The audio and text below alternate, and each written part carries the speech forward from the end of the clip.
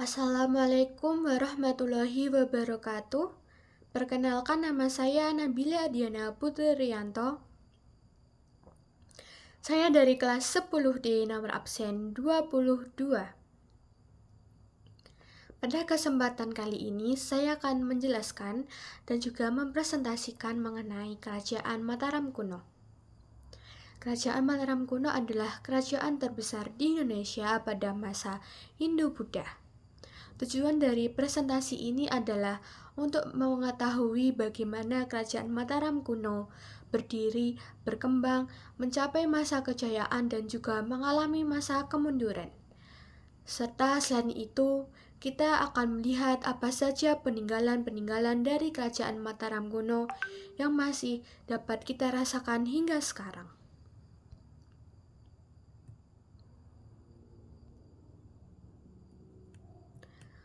Materi pertama yang akan kita bahas adalah latar belakang Kerajaan Mataram kuno.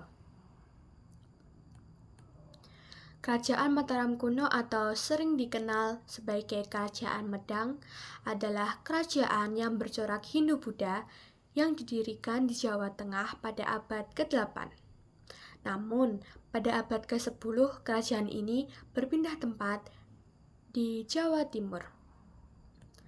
Kerajaan Mataram kuno didirikan pada tahun 732 Masehi oleh Raja Sanjaya dari dinasti Sanjaya, yang merupakan raja pertama. Dan raja kedua dari Kerajaan Mataram kuno adalah Raja Rakai Panangkaran dari dinasti Syailendra.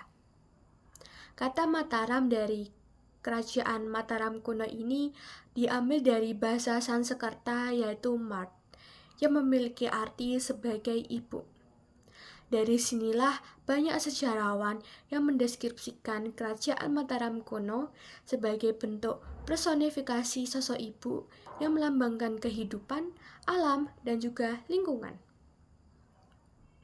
Seperti yang saya sebutkan tadi, selain terkenal dengan nama Mataram kuno, kerajaan ini juga banyak disebut dengan istilah Medang.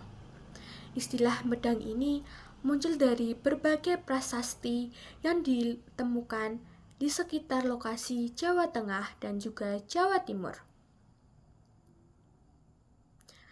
Setelah diteliti, ternyata kata Medang ini merujuk kepada salah satu keraton yang terdapat di Mataram, yaitu Keraton Medang. Tetapi secara etimologi atau secara asal-muasal, kata medang ini diambil dari buah medang, yang dimana pohon dari buah medang ini sangat kuat dan juga kokoh.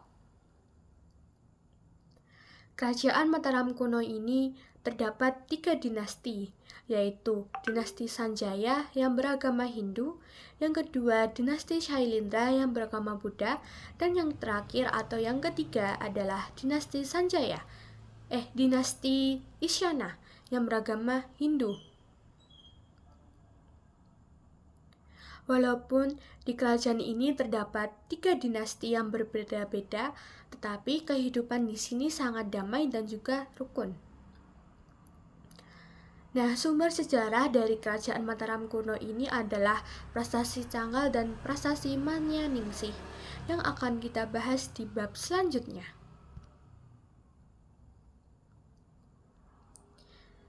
Untuk materi yang kedua adalah masa kejayaan Kerajaan Mataram kuno. Masa kejayaan Kerajaan Mataram kuno dimulai pada abad ke-8 dan mencapai puncak kejayaannya pada abad ke-9 dan juga abad ke-10.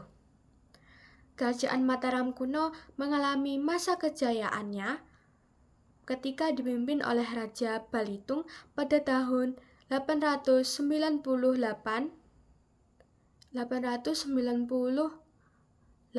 sampai 910. Nah, aktivitas ekonomi masyarakat di kerajaan ini adalah sebagai petani, sesuai dengan sumber prasasti Canggal yang menyebutkan bahwa Jawa kaya akan padi dan dikenal sebagai negara agraris. Ternyata aktivitas kebudayaan di kerajaan ini sangat maju. Dibuktikan dengan adanya peninggalan Candi Borobudur yang bercorak Buddha dan juga Candi Prambanan yang bercorak Hindu. Masyarakat di Kerajaan Mataram kuno ini juga memiliki kerukunan umat beragama yang sangat kental, yang dimana masyarakat yang beragama Hindu dan masyarakat yang beragama Buddha itu dapat hidup dengan damai dan saling mensupport satu sama lain.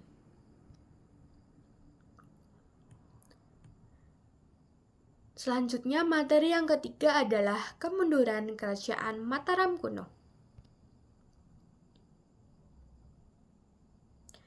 Kerajaan Mataram kuno mengalami kemunduran pada tahun 1080. Ada beberapa faktor yang menyebabkan kemunduran pada Kerajaan Mataram kuno. Yang pertama ada letusan gunung berapi. Karena lokasi kerajaan ini berada di Jawa Tengah, yang dimana di Jawa Tengah ini terdapat banyak sekali gunung Merapi, yang membuat letusan gunung Merapi ini merusak istana kerajaan. Dan yang kedua ada kekosongan kekuasaan di masa raja terakhir. Karena sang raja ini tidak memiliki pewaris tahta, sehingga kekuasaannya ini diberikan oleh Empu Sindok yang merupakan seorang penasihat kerajaan. Nah, Empu Sindok sendiri ini kemudian mendirikan dinasti Isyana yang bercorak Hindu dan memindahkan ibu kotanya ke Jawa Timur pada abad ke-10. Selain itu, Kerajaan Mataram kuno ini juga bermusuhan dengan Kerajaan Sriwijaya yang dimana berlokasi di Sumatera Selatan,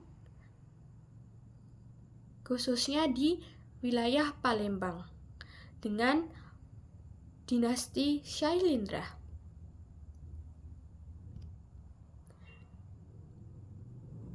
Untuk materi yang keempat atau materi yang terakhir adalah peninggalan Kerajaan Mataram kuno. Peninggalan pertama dari Kerajaan Mataram kuno adalah Candi Borobudur. Candi Buddha terbesar di dunia yang dibangun pada abad ke-8 pada masa dinasti Shailendra. Yang kedua, Candi Prambanan. Candi Prambanan adalah kompleks candi Hindu terbesar di Indonesia yang dibangun pada abad ke-9.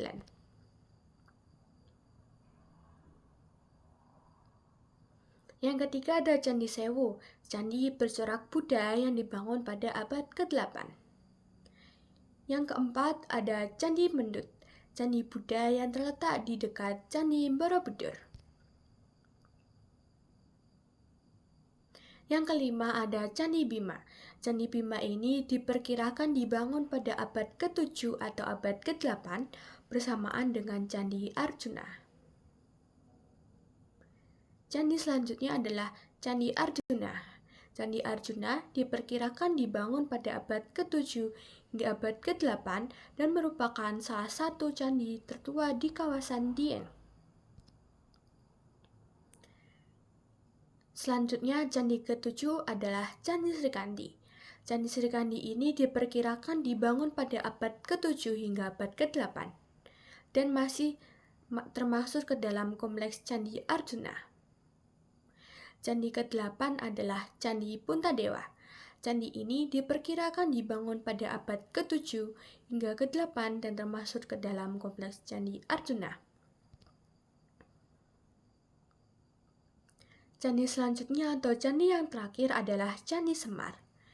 Nah, Candi Semar ini diperkirakan dibangun pada abad ke-7 hingga abad ke-8 dan masih berada di kompleks Candi Arjuna. Candi ini berfungsi sebagai bangunan pelengkap. Nah, dari Candi Bima hingga Candi Semar yang terakhir ini, mereka masih dalam satu kawasan yang berada di daerah tinggi Dieng. Selain candi yang menjadi peninggalan dari Kerajaan Mataram kuno ini, ternyata ada prasastinya juga. Prasasti yang pertama adalah Prasasti Kelurak. Nah, Prasasti Kelurak ini itu menceritakan mengenai pembuatan arca Manjusti oleh Raja Indra yang bergelar Sri Srang Ramadanan Jaya. Yang kedua, ada Prasasti Kalasan. Nah, Prasasti Kalasan ini berisi perintah Maharaja Tejapurnapana Panangkaran atas usul guru-guru dari dinasti Sailendra untuk mendirikan bangunan suci atau Candi Kalasan bagi Dewi Tara dan juga bagi para biksu. Dan yang ketiga ada Prasasti Kedu atau Matyaningsih. Prasasti ini itu berisikan daftar silsilah dari raja-raja kerajaan Mataram kuno di dinasti Sanjaya sebelum masa pemerintahan Raja Dyah Balitung. Dan yang keempat ada Prasasti Ratu Boko. Nah, prasasti ini tuh berisi mengenai kekalahan Balaputra Dewa dalam peperangannya dengan saudaranya sendiri, yaitu Pramawardhani. Dan yang terakhir atau yang kelima ada Prasasti Canggal. Nah, prasasti ini tuh menceritakan tentang pendirian lingga atau lambang jiwa di desa Kunja-Kunja oleh Raja Sanjaya. Nah, dari pembahasan tadi dapat disimpulkan bahwa Kerajaan Mataram kuno ini merupakan salah satu kerajaan besar yang berpengaruh dalam sejarah Indonesia. Kerajaan ini berkembang dalam bidang budaya dan agama serta meninggalkan banyak peninggalan bersejarah yang masih bisa kita lihat hingga sekarang. Nah, jadi di sini ada daftar pustaka yang saya gunakan untuk mempresentasikan mengenai Kerajaan Mataram kuno. Jadi sekian presentasi dari saya. Apabila ada kesalahan, saya mohon maaf. Terima kasih atas perhatiannya dan waktunya. Wassalamualaikum warahmatullahi wabarakatuh.